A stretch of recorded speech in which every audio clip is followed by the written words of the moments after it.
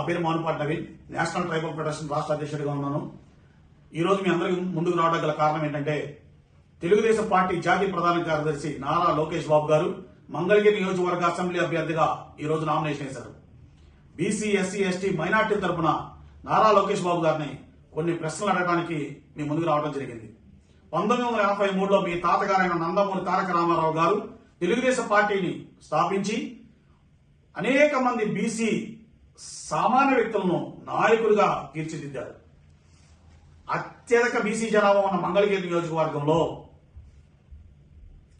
మీ సామాజిక వర్గం ఓట్లు అత్యంత స్వల్పంగా ఉన్నాయి.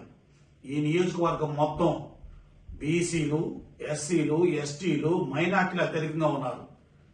ఒక పక్కన చూస్తే వైఎస్ఆర్సీపీ అధ్యక్షుడు జగన్మోహన్ రెడ్డి గారు బీసీలకు సీట్ ఇచ్చారు.